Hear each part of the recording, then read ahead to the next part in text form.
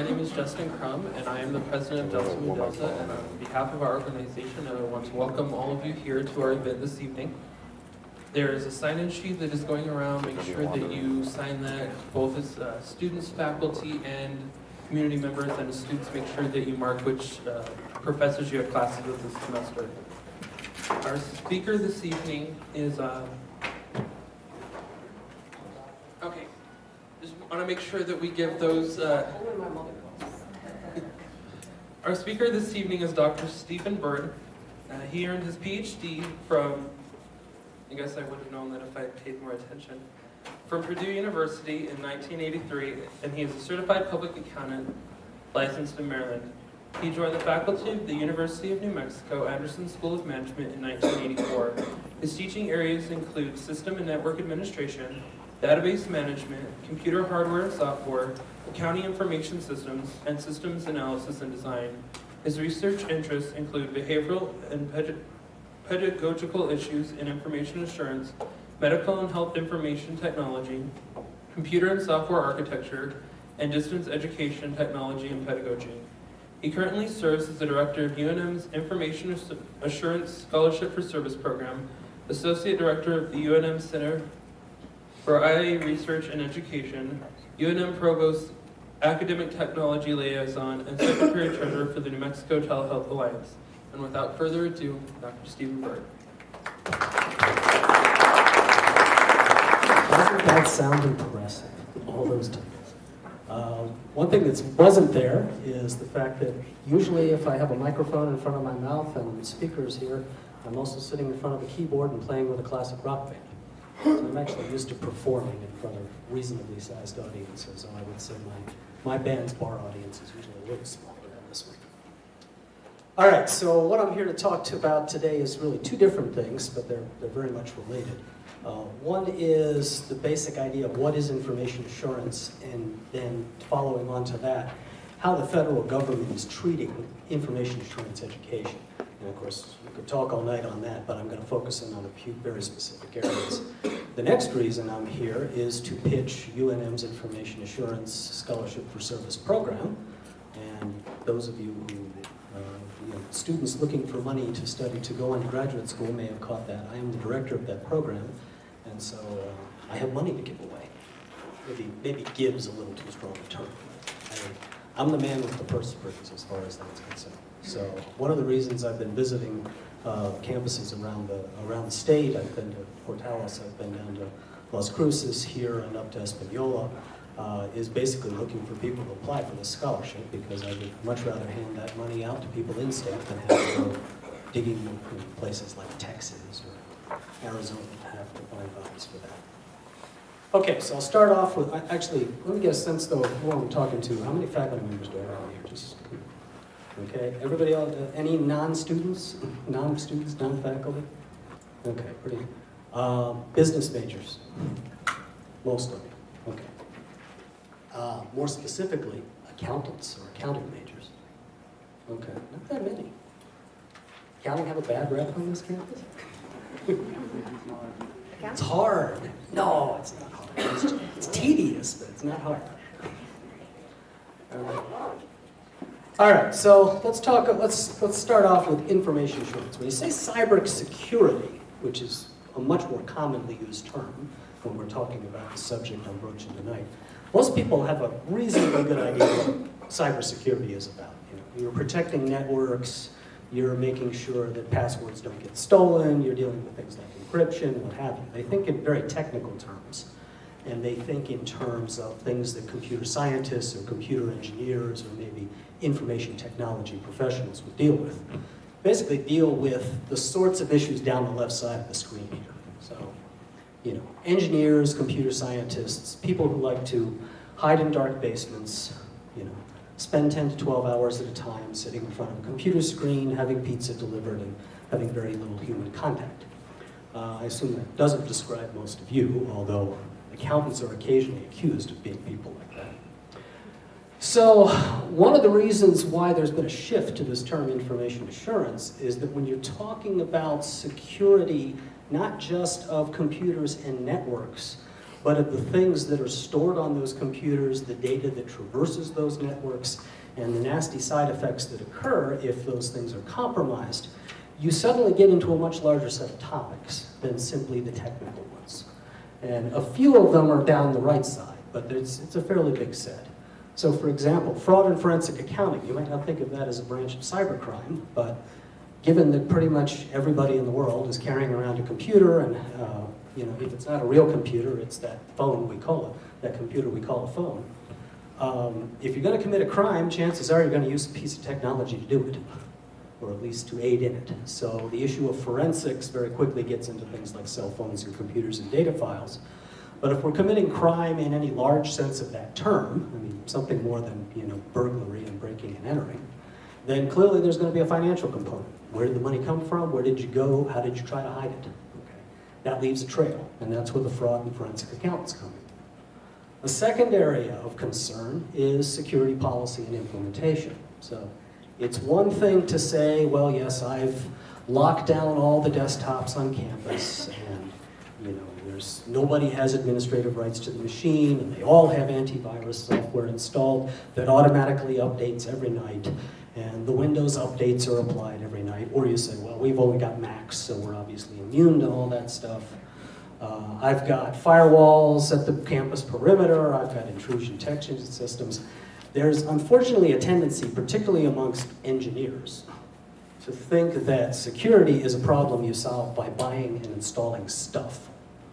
And clearly buying and installing stuff is a big piece of the problem, but there's another piece of the problem, and it's all of us. So the technology does no good if the users don't know how to use it, or if the users do things that counteract the technology, or if the technology frankly stinks and basically forces the users to work around it in order to do what it is they need to do their jobs, to crank out payroll, to do accounts receivable, to study for a class, to post grades, whatever it may be. So the issue of security policy and implementation is at least as important in the technology as the technology itself in any organization. The users are part of the system. The policies that the organization makes with respect to what is and what is not acceptable use of computing resources and network resources, privacy, data privacy issues, these all are part of the big ball of wax that is part of information assurance. Legal and privacy issues, I guess I kind of dovetailed into that one. So what data can be released, what data can't be released, what are your legal obligations for protecting it? So for example, health information. Everybody's been to the doctor or the clinic, and it seems like every time you walk in there, what do? They print off that stupid piece of paper. This is the HIPAA form. You got to sign the HIPAA form. You say, but I signed it the last 12 times I was here. And by the way, what does that thing mean anyway? Okay. Well, I'm not going to turn this into a HIPAA discussion, but clearly that's an issue of legal and privacy issues. Health data has to be maintained privately by any healthcare organization that accepts federal money for any purpose whatsoever, and that basically means every healthcare organization in the world. Okay, but the only person who escapes that is the occasional concierge doc treating diseases of the rich. Last issue, and a big one, education and training. Okay, and this is not just education in the college sense of the term, sitting in a classroom, but things like K through 12, public education, training courses that are delivered to the desktops of people laboring away as cogs in the corporate wheel or the corporate machine, wherever they may happen to be.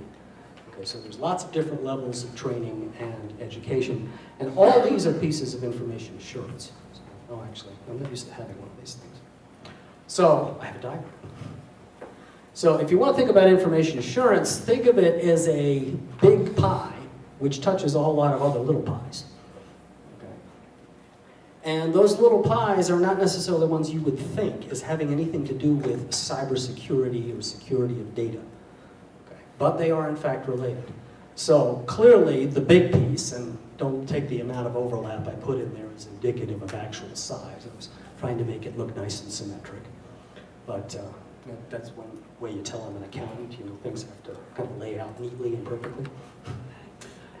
So computer science and engineering clearly drives a big chunk of it. And if we look at all the jobs in the country, in information systems, probably somewhere around 60 to 70% of the bodies working in that field either have backgrounds in computer science or computer engineering, or its business cousin, management information systems or information technology or whatever name it goes by at the particular school you happen to be at. So yeah, that's 70% of the jobs. But there's a whole bunch of other jobs, a whole bunch of other fields of study that impact on this, in particular law and ethics, the criminal justice field, various of the social sciences. How do you get people to stop clicking on those silly links in those emails from Nigeria? Think about that. Is that a technical problem? No, that's a 100% behavioral issue. Okay? It's not an issue of policy, because I'm sure every corporation and every university in the world has a policy written somewhere that says, thou shalt not click on the links from Nigeria. Does that stop people from doing it? No. Why do they do it? Well, there's actually a fascinatingly rich field of study on exactly how it is people get taken by phishing experts. Okay. So, and then my last one, the one kind of near and dear to my heart where I started my professional life, accounting. And I've spent 30 years with students wandering into my office asking for advice, and when the information systems undergrads walk in and say, God, I just really don't feel like listening to those same old faculty, when I come back for a master's degree, and I say, fine, go do accounting. You'll have a lot of job options. No, I don't have anything in common with those folks. And then when the undergraduate accountants come in and I say, you would actually have a much broader range of possibilities and more interesting ones if you did your graduate degree in information systems. They say, computers? Oh, I don't want to fool with computers. I don't know anything about that. Yeah, I took a programming class once and I hated it. But the reality, of course, is those folks have an awful lot in common, and my most obvious example of that would be attention to detail. So all of these fields have an impact on information assurance. And so in essence, information assurance is a big tent that encompasses the computerized parts that we think about, which are 60 or 70% of the job market in that field. But there's a whole bunch of jobs in these other areas. And there are research for faculty, there are people working in ordinary corporations, they're all over the place. Okay? IA is a big job opportunity at this point in time. Okay, so if something's a big job opportunity and an area of national importance, that of course means the federal government feels obligated to get involved. Okay. And, whoops, actually I think I jumped too far there. Let me back up. No, I didn't jump too far. Okay. So one of the ways the federal government gets involved in this is through a program that's run kind of jointly out of the NSA and the Department of Homeland Security. And of course, NSA used to stand for no such agency, but after 3 or 4 months of bad headlines, we all know exactly what the national NSA stands for. But there is a program which designates information assurance centers of academic excellence. So this is basically a designation that a university or a college gets. And it basically says that you have a certain level of expertise on the campus, you have a certain minimum level of curriculum to address that, and you're therefore eligible for a few federal benefits, one of which is this scholarship program that I run, which I'll get to in a bit. So this program started out pretty small. A dozen years ago, this was a handful of schools with, you guessed it, very strong computer science and engineering departments. So the MITs and the Rochester Institutes of Technology of the world were very well represented in these schools. Purdue was an early one where I came from, where I got my grad degree. But business schools, oh no, we don't do that. Sociology departments, God, why would we want to talk to those touchy-feely, pseudo-squishy scientists? So early on, basically this was a technoids game full of people walking around, all-male club, of course. Tons of folks with pocket protectors. But over time it's grown, and currently we've got 181 of these institutions. We have 2-year designations, we have 4-year designations, we have education designations and research designations, and the whole mix. And although I would say it's still largely dominated by the computer science types and the engineering types, there's increasing presence of the non-technicals in the ranks. And UNM would be one of those presences. Although we certainly do have a very strong engineering school and a very strong computer science department, it was actually the business school that drove UNM to get this designation. Strangely enough, the folks doing cybersecurity research over on the other end of campus didn't care at all about this designation. But we did. Okay. So one of the things that it provides is you're eligible as an institution to go after some targeted grant money. And one of those grants is the Scholarship for Service program. The other issue is that you will be targeted for hires. So all of a sudden, strange three-letter agencies that you may or may not have ever heard of will start showing up on your campus, looking for students to put into jobs they may not have been looking for before. Okay? And realize this is not just the NSA and the Department of Homeland Security and Department of Defense we're talking about. This is the whole federal government. This is Treasury, this is the General Accounting Office, this is Health and Human Services. I mean, IA spans the entire range of what modern organizations do, be they for-profit, non-profit, governmental, or some weird and wonderful mix of the two. So yes, clearly NSA hires these folks by the thousands. As a matter of fact, I was there about a month ago for a college recruiting day where they were basically telling people, what they were looking for in students, and somebody asked, what is your hiring target for this year? 1,200 people. And that's just one agency, and not necessarily the biggest one by far. Okay. Of course, of those 1,200, probably 1,000 of those are math, computer science, computer engineering, but there are a few of those other positions in there too. Actually, interestingly enough, UNM's designated contact with the NSA is a former engineer who now works in compliance, law, basically, and policy. Maybe it's just he was put out to pasture, I don't know. Okay, one of the things you have to do to get one of these CAE designations is meet some minimum criteria as regards your curriculum. And up until very recently, that curriculum was driven off something called the Committee on National Security Standards Training Standards. And there's 6 of them, and they're listed right there. And the interesting note here is the column on the right. You'll note that the age of those standards runs from 1994, and by the way, 4011 is by far the most commonly one implemented in a Center for Academic Excellence. And the most recent one is that list is 2005. Now, think back to 2005 for a minute. Okay, let's just take one example.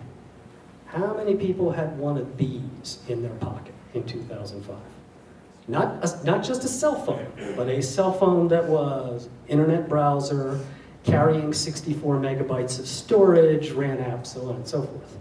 So that's one way in which the world has changed. A few other ways in which the world has changed. Was anybody in the third world on the internet back then? Could those princes in Nigeria contact you directly to tell you that there was $10 million simply waiting for you if you would simply front them the $50,000 they need to transfer? Okay. So these standards are pretty long in the tooth, and there's some huge gaps in them just due to changes in technology. I mean, social networking, for example, basically didn't exist when most of these standards were written. I mean, social networking was email and bulletin boards. Okay, and there's plenty of people in this room who are saying, bulletin board, what the hell is that? That's okay. So, there is an effort to modernize these things. And of course, this being the federal government, and this being an area of national security, and this being an area where congressmen and senators look very good to their constituents if they stand up on C-SPAN in the middle of the night when nobody else is actually in the chambers, and shake their fist and say, oh, the federal government's doing a really lousy job of this, therefore we need to pass my bill which will establish this fund to do X. And of course, multiply that by 535 congressmen and senators, and you get a lot of competing initiatives. Okay. I actually promised Steve I'd throw in at least one little bit of economics into this. Okay. And here's your little piece of economics for the night. When you've got 535 competing initiatives, all of which purport to do the same thing, what is your chance of realizing an efficient distribution of resources? Anything above 0 is the wrong answer. Now, of course, efficiency is a matter of degree. Efficiency, as economists would define it, is not going to come out of this. So, 3 of the efforts I'm going to pick on in particular, and these are actually all run through different sets of agencies and in response to different federal directives. Okay. The first is, well, the NSA, which originally created those outdated standards, does realize they're outdated. It is kind of strange to think about it, that deep in the dark basement of the NSA are people who are doing live network intrusion analysis, looking for Chinese hackers coming in. And yet, some of these standards were written before China was even on the internet. They do realize there's a problem. And they are trying to create some new standards, and they're really trying to do it through two different directions. One is through the Cyber Operations Directive, and the other is a joint effort with Department of Homeland Security to actually update those standards in place for the Centers of Academic Excellence. Now, the Cyber Operations one is kind of interesting, because if you go deep down in the bowels of NSA, you can basically divide the armies of technoids working in the basements into roughly 2 categories. Anybody to hazard a guess as what those categories are? Think football. Offense and defense. Attack and defend. Okay? Now, what do you need to do attack and defend in a rapidly changing environment where technology and changes happen all the time? Well, you need a very particular kind of person. You need somebody who's got a lot of breadth of technical skills, has somewhat of a research bent, and is not the kind of person who's sitting there flipping through a policy manual or through an A+ hardware manual saying, how do I solve this problem? So the folks who work, and NSA defines those folks as cyber operations personnel.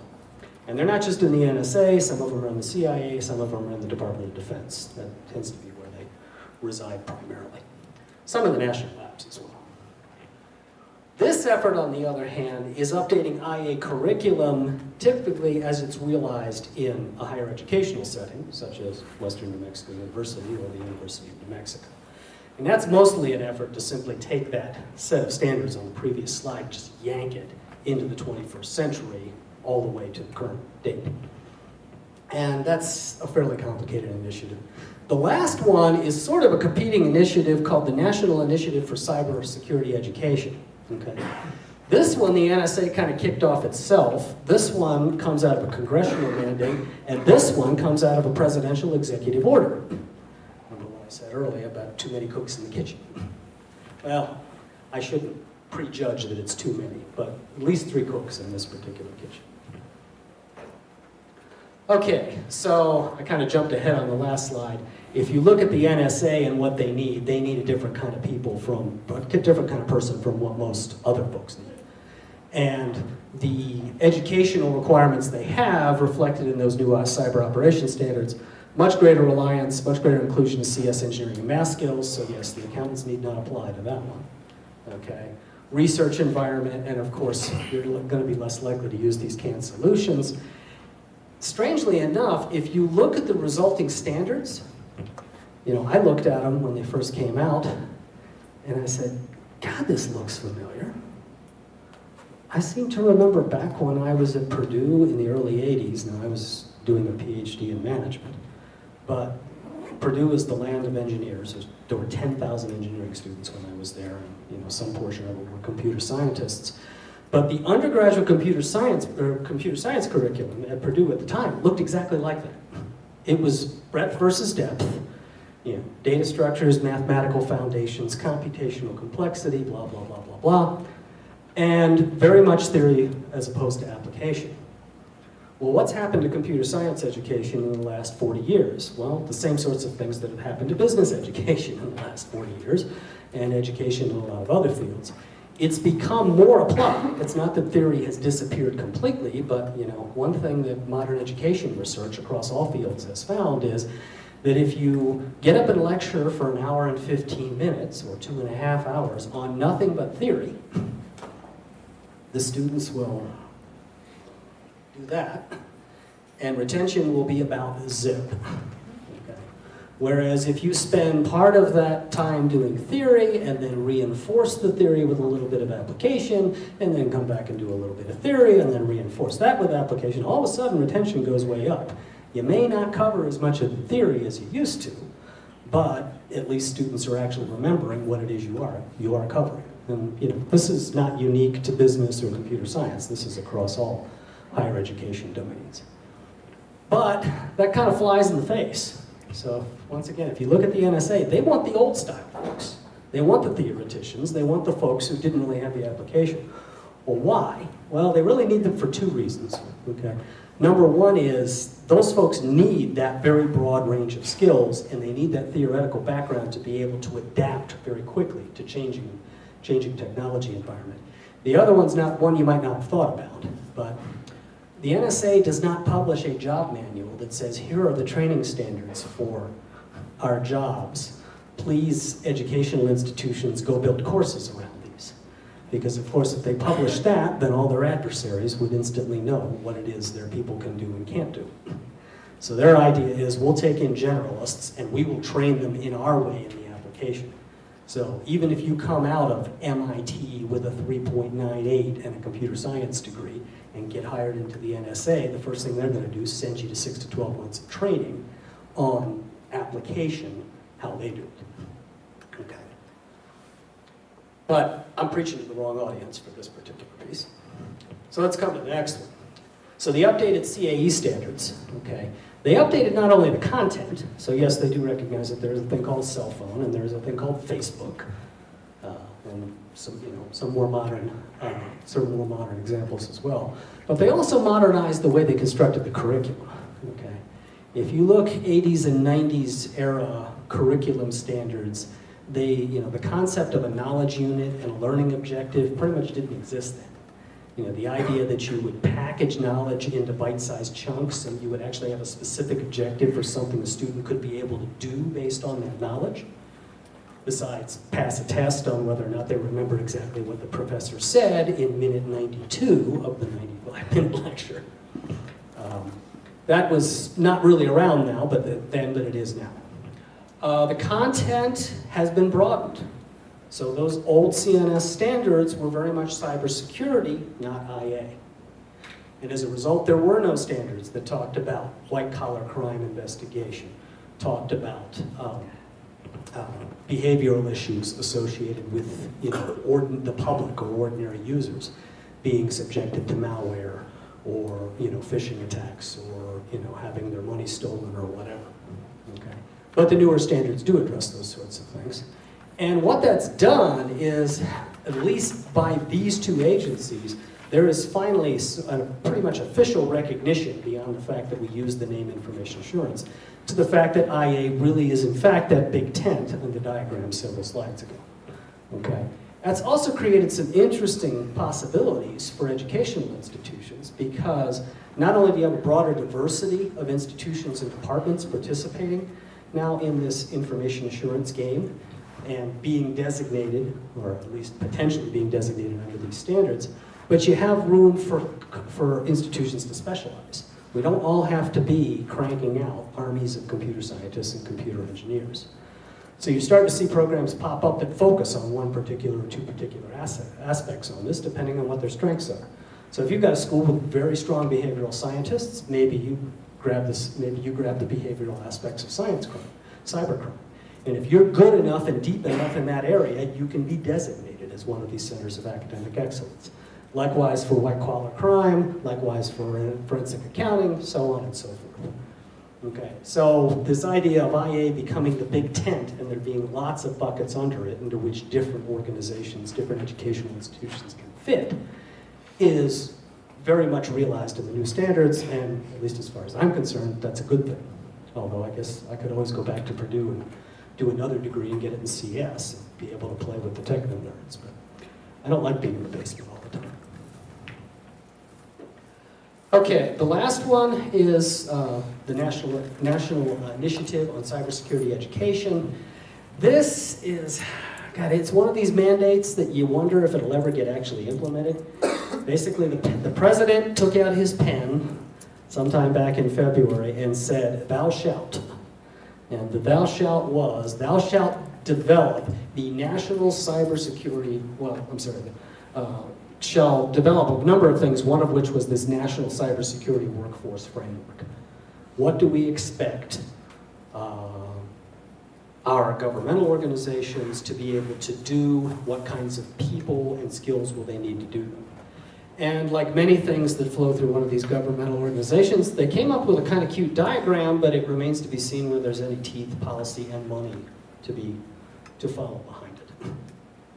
So I don't want to say that effort at this point is for naught, but it's yet to be obvious whether or not this is a standard that will actually do something. Actually, this is an interesting characteristic of standards. You know, standards set by governments, standards set by private organizations, standards set by committees. You know, the vast majority of standards that are set are never used. They get printed, they get posted on a website, you know, we got a lot of PDFs, we got a cute diagram, and for one reason or another, lack of money, lack of cooperation, technology has marched past it. By the time the folks agree on what the standard is, the thing never gets implemented. And this runs the risk, I think, of becoming one of those, although I don't know that for a fact. But it's your tax dollars at work. So there's the other economic piece with it.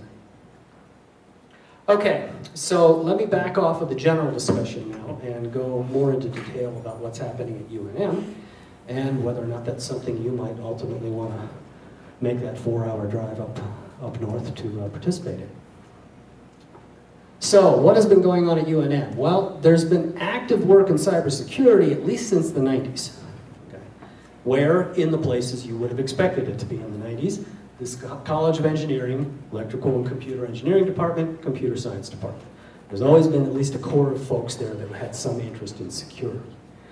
But come along in the early 2000s, and they were joined by some folks like me from the business school, and now all of a sudden we've got enough critical mass to actually go after one of these centers of academic excellence. So we created first a Center of Information Assurance Research and Education. That was one of the requirements to actually apply for this CAE designation. You had to have a center. So we got a center, we got business cards, we got a sign, we got a building. The center actually does things, although it needs some more reality behind it, but that's often what happens with these centers. So we applied for the designation as a Center of Academic Excellence. How? By proving we had sufficient faculty, by proving our faculty published enough papers, and by mapping the curriculum that we were teaching in these various departments to those standards written in 1994 and 2000. Fortunately, we were doing a few things beyond that, but that's how we got the initial designation. A big change came in 2012. The FBI has a series of labs around the country called Regional Computer Forensics Labs. And the idea here is, I mean, you all watch NCIS or one of the various spin-offs, I assume. You know. And you got the fancy lab with the cute girl with all the tattoos who can, you know, take any piece of evidence and discover God knows what out of it. Well, specialize that capability to just things concerned with computers and technology, and that's what a Regional Computer Forensics Lab is for. Why does the FBI need to do this? Because the kind of skills and the kind of money needed to pay for these things is more than most local law enforcement agencies can handle themselves. So the idea is the FBI, which has a lot of expertise in these areas, goes up and sets up these regional, essentially, forensic service centers for local law enforcement. Well, occasionally they set one up on a campus, and we're one of them.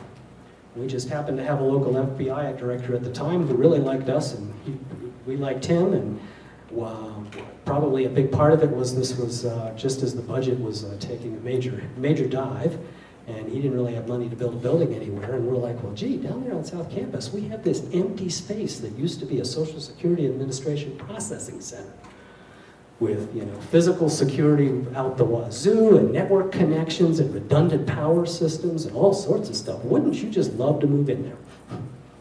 And so UNM and the FBI signed an agreement agreement, and we now have a regional computer forensics lab on campus, and one of the nice bennies of that is they have to take some of our students as interns, and we get the right to use some of that facility, at least occasionally, after making all the appropriate incantations and signing your life away through 100 forms, to use that as teaching in classroom space. The designation as a CAE expires every 5 years, so we got redesignated in 2012. And this time, since we'd already dealt with the education piece, we said, well, let's take a crack at the research side. And we had more than enough research. It was simply a matter of writing it all down. And we did. So now we're designated for both education and research. And then in 2013, after 5 tries of grant writing, after 5 times of my co-PI saying, oh, Steve, come on, do it again. You know, you just have to tweak this and tweak that. You know, only take 2 days and we'll kick it out the door and it'll be done. And 2 months later, you finally finish rewriting this crazy thing. We got this scholarship for service grant. Okay, so what can you do in this scholarship for service grant? Well, remember, IA is a big tent. And one of the reasons our grant got funded, frankly, was that DHS, NSA, who are actually supplying the money, and NSF, who's actually administering the grant, has finally bought into this concept that IA is a big tent, and it's more than just a bunch of engineers and pocket protectors. So they gave it to us because we said, well, gee, you know, yeah, we could send students through a master's in CS, and we could send them through a master's in engineering, but we could also send them through an MBA, or we could also send them through a master's in accountancy, and pick up different portions of that Venn diagram I had earlier, depending on the particular strengths of the student. And yes, you know, with that diverse a range of students, they're all not going to wind up working for the NSA or the Department of Homeland Security, but they're certainly going to wind up working for the federal government somewhere. Because what is the federal government? It's a giant business. Yes, it doesn't produce a profit and loss statement. Yes, it doesn't follow GAAP, but it is a big-ass business. You know, they pay bills, they hire employees, you know, they have accounts payable, accounts receivable, they have legal requirements, they have regulatory requirements, they make regulatory requirements and then they follow them, usually. Actually, one of the interesting presentations when I was at the NSA was when their public affairs officer got up and said about 6 times in the space of 10 minutes, we always follow the law. You could tell it was a sensitive point.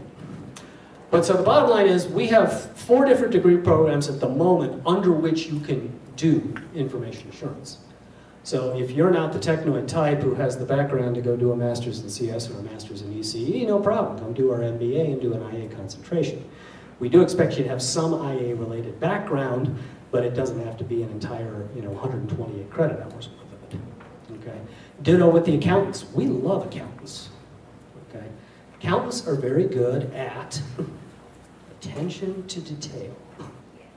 And if you are going to do forensics and build a case, and build the evidence and document it in a way that the case can either be tried or at least adjudicated privately, which is what happens, for example, inside the national labs more often than not, they actually like accountants for that purpose. Okay. Why? Because they've discovered over the years that engineers and computer scientists have a few shortcomings, like communication skills, like speaking in English, like presenting in public without staring at their shoes, etc., etc. So they like accountants and we like them too. Okay, but knowing that we wanted to do something more, we have a new master's proposal working through. And this one was really sort of custom designed for IA and shows in the title, Masters of Science in Information Systems and Assurance. Okay. So this one is designed if you've got an accounting background or an IS background or a computer science background or an ECE background, or if your degree says something else but you at least picked up a minor or a bunch of courses or work experience or some combination of the above, this is the program for you. This is the program that will turn you into somebody who can apply for one of those range of jobs shown in that earlier diagram. Okay? And the gap between supply and demand in this area is just absolutely huge. So now let me back up to my last economic lesson of the day. At least I think it'll be my last economic lesson of the day. Okay, so as of January 1, the National Science Foundation handed to me a promissory note that says, we grant on it to me personally, to University of New Mexico, I'm the principal investigator, and says, you now have $1.67 million to crank out 18 scholarship students and place them in the Federal Cyber Corps for a period at least as long as their studies. Okay. Anybody here do that math in their head? Oh wait, nobody does math in their head anymore. Okay, that's about $85,000 a head. Okay. Why is the federal government willing to hand me that kind of money that works out to $85,000 a head just to put 18 new information assurance employees into the federal government? And do that, by the way, at about 3 dozen other universities. Supply and demand. Can you be a little more specific? They don't have enough people, but they have a demand for it. Well, the demand is huge. Actually, I got a very good laugh this summer because I'm on a bunch of mailing lists that tell me about new jobs and new in the information assurance. And one came across and said, okay, the Department of Defense has decided it needs a cyber warfare center. And it has contracted with some firm to help run it. They're going to set it up somewhere in Virginia. All these things are always in Virginia. You notice that? Okay. Always somewhere in Virginia.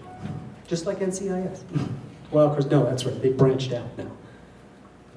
But anyway, they wanted to spin up the center. They wanted to do it in 2 months, and they needed 450 people now. And I busted out laughing, sitting at my desk in my office. Why? Because the only way they're going to get 450 people is to steal 450 people from somebody else by paying them a lot more money. Okay? There are college graduates, almost fresh out of school, in the Department of Homeland Security, being paid on the senior executive scale. Now, I realize this is not a big government town, so, you know, GS versus ES versus whatever doesn't mean a lot. But think, you know, just think ordinary government pay and multiply by anywhere between about 0.3 and 0.6. Okay. Why are they paying that kind of money? Because they can't find the bodies.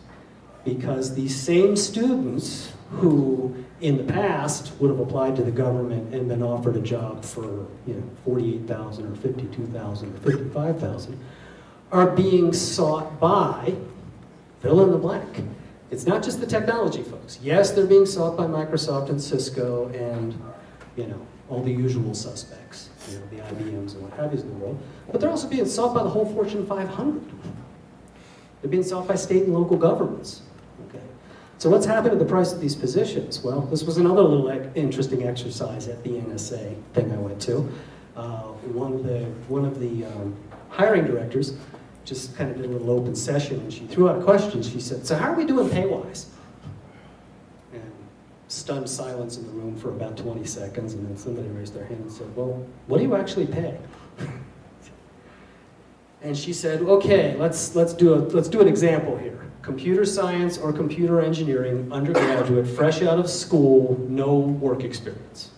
Okay, $57,800 and some dollars. Then she started quizzing the assembled folks. What are your typical graduates from your CS programs making? Well, I didn't answer that because I don't know the CS program. But going around the room, the lowest number I heard was 63 and the highest was 90. Okay, so there's your supply and demand gap. Okay. The supply of people trained in this field is not keeping up with demand. The gap has, no surprise, bid up salaries. And the federal government is very poorly positioned to compete for them. Yes, in some very specifically target areas, it has made extraordinary efforts, like those 23-year-old senior executive service folks walking around inside the DHS because they're the ones briefing Congress members. But a lot of the positions aren't there. Okay. So, Is it worth $85,000 for them to hand? Is it worth it for them to hand me $85,000 to hand one of you $85,000 so that you can be indentured to them? That's not indentured because you actually get paid, but be obligated to them for 2 years in order to do that. Well, that's an exercise for the next class. How many of them stay? What's the long-term relevance? What's the long-term retention rate? It's unclear whether those economics make sense, but this is the federal government we're talking about. Whether or not the economics make sense, the law says we shall, and therefore we did. And last year, the budget allocation into this program was $47 million and change, and six new programs were started up, and UNM's was one. Okay. So, back from that aside, so we have now a degree that is just dead on targeted to this particular area. You want to do forensic accounting, fraud accounting, white collar crime, you can do it. You can do that under the Masters of Accountancy if you want, but you can do it under this. You want to mix that and computer forensics and security policy, system and network administration, any mix thereof, you can do that. You want to come in with a computer science background, we're actually going to make you take a few business courses, but unlike our MBA program where they make you 10, we're only going to make you take 4. And since I'm the one choosing them, you can be guaranteed one of them will be accounting. Because nobody should work in the federal government who doesn't understand a budget. Okay, so we've got this grant, 18 scholarships over 3 years. Doesn't sound like a lot, but that's what we've got. There are similar programs at several dozen universities. As I said before, most of them computer science and computer engineering, but if you're looking for these kind of opportunities, UNM's not the only game in town. However, if you're looking for these kind of opportunities for things other than CS and computer engineering and math graduates, well, we're one of like 3. So it's a pretty small pool at this point, although as the number of CEs, Centers of Academic Excellence from other types of institutions continues to rise, my expectation is we'll see more of these grants go to some of these other programs. And the deal is pretty simple. What is the deal? So you come here, you come to UNM, not here, you come there. Actually, am I pointed the right way? That's east, right? So you come there. You do a degree in IA, any one of the 4 we currently have, or the other one we're hoping to have come fall. Okay.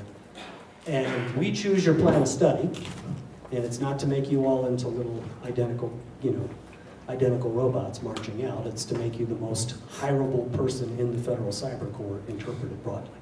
Okay, so I spend a lot of time looking at student backgrounds and saying, okay, this is what you got. What is it you want to be when you grow up?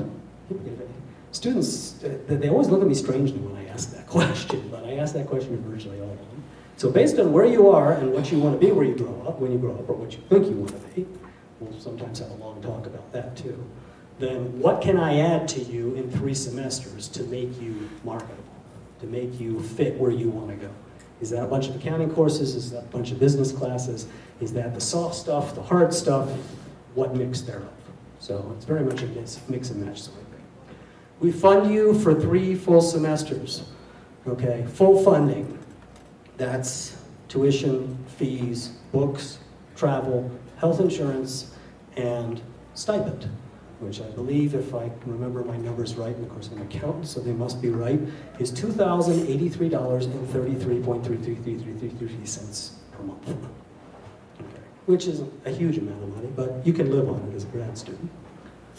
What do you have to do? Well, here's the gotcha. You've got to do a mandatory summer internship. It's a paid summer internship. So you're actually getting your stipend and your pay, which is a good thing because DC's not a cheap place to be. Okay. So and that's typically 10 to 12 weeks. And then when we kick you out the door with your degree, you have to march off to the Federal Cyber Corps, which 99.some% of the time means Washington, D.C., and take a job somewhere in the Federal Cyber Corps. But, as I said, that's not just NSA, that's the whole federal government. Okay. Once you've filled in that 2 years, what can you do then? Well, if you decide government's really not for you and you just absolutely miss the hell out of good old New Mexico, come on back. Okay. And by the way, some of those cyber court jobs are here. You're just unlikely to compete for them straight out of school. Because one of the realities of New Mexico, and I'm pretty sure it's just about as true down here as it is up in Albuquerque, is there are well, I shouldn't say too many, but there are lots of students here who don't want to leave once they graduate. And this is the land of enchantment, after all. We run ads on subway cars in New York. And just think about the poor computer programmer or poor information assurance professional come along about February 20th as they're standing waiting for the train in suburban Chicago or suburban Boston or suburban New York. And they're watching the person next to them getting mugged. And they're saying, there must be a better place. Ah, the land of enchantment.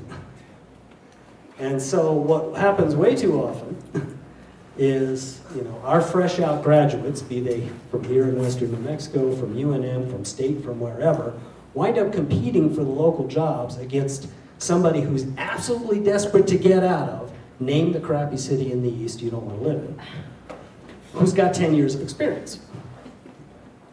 So how do you beat them at that game? You let the government pay you to go to school, you go there, you get the experience, and then you come back and you be one of those people who's beaten up on the fresh grads. Okay. Or, what the federal government really hopes is you'll decide, I love DC. Okay. There's just all sorts of stuff happening there. Okay. And I like riding the subway, and I like car insurance. It's probably 3 times what it costs here. And I like living in a statistical metropolitan area of 8 million people, right next to 2 other statistical metropolitan areas of 8 million people, so on and so forth. But, there's a lot to be said for living in the East. I mean, I grew up there. If I couldn't live here, I'd probably go back there, at least to the Baltimore, D.C. area. Couldn't pay me to go to New York.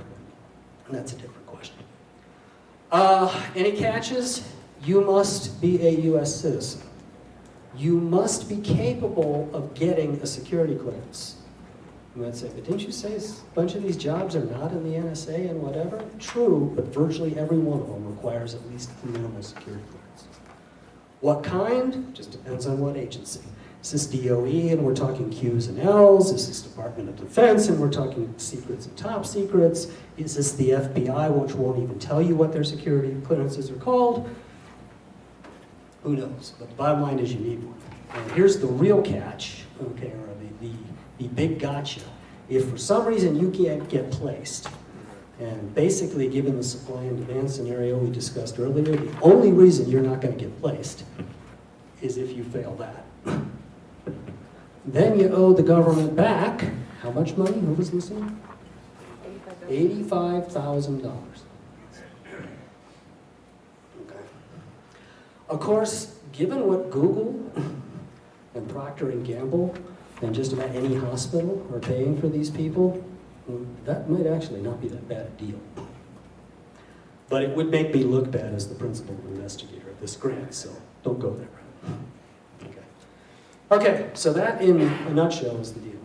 And I'm just about to my last slide. So yeah, what does the money come to? Tuition, all fees, tuition and fees, stipend, book allowance, travel to job fairs and conferences, health insurance.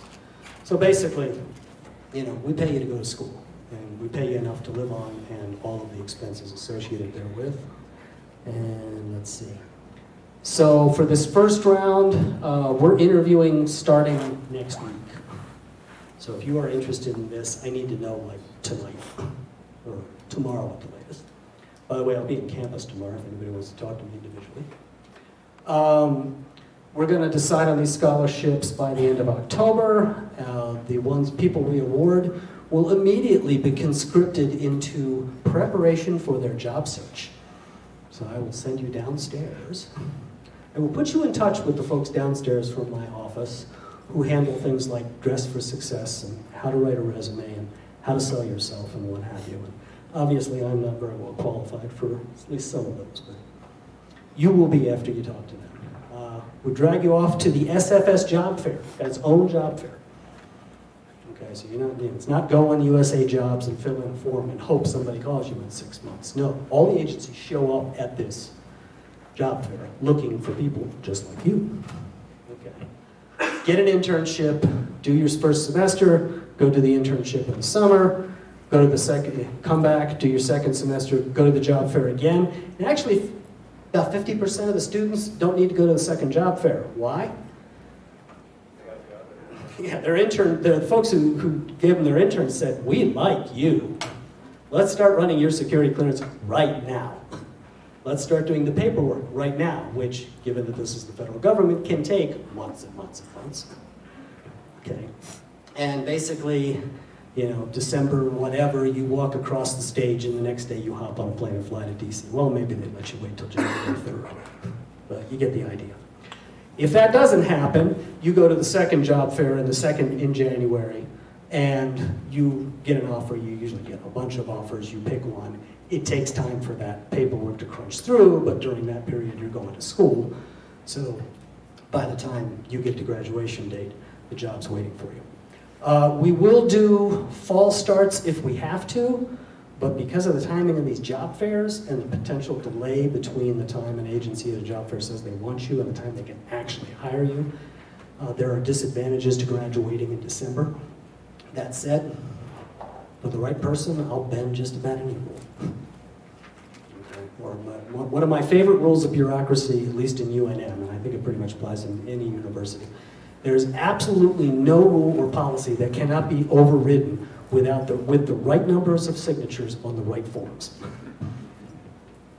Okay. So that's actually wouldn't require a lot of forms. Okay, how did I do for time? What time is it? Oh, there it is. My God, I talked for an hour? I'm a very loquacious guy. Questions? Yes? You mentioned that there's not a whole lot of computer preparation required, but what would be a minimum amount of their money after? Realistically, I'd say I'd be looking for what would normally constitute a minor. Okay, so 15 to 18 hours, I would say, would be rock bottom. Part of that's also going to depend on practical experience, and I don't much care where you gain that. So yeah, I mean, if you're a bachelor's in sociology and your one computer class is how to use Word and Excel, yeah, this is not a realistic pathway.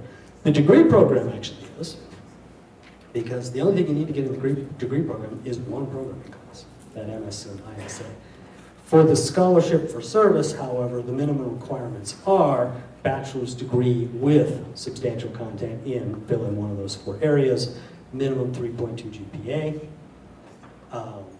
US citizen, and capable, willing to apply for a security clearance and move off to DC for a few years. Those are the bottom level requirements. Okay, but case by case basis. More questions? Okay, I'm going to be here tomorrow for a couple of meetings. I'm meeting with your interim CIO at 10 o'clock and meeting with Steve and somebody from criminal justice at 11. I could sit around at the whatever hotel I'm booked into in the morning and read my email and watch the news, or I could drive over here to campus and meet with any of you who are actually interested and want to talk about the scholarship. So if there are any students in here who would like to, or faculty, who would like to discuss this further with me, just grab me after this talk and let's set up a time tomorrow to do that. Thank you very much.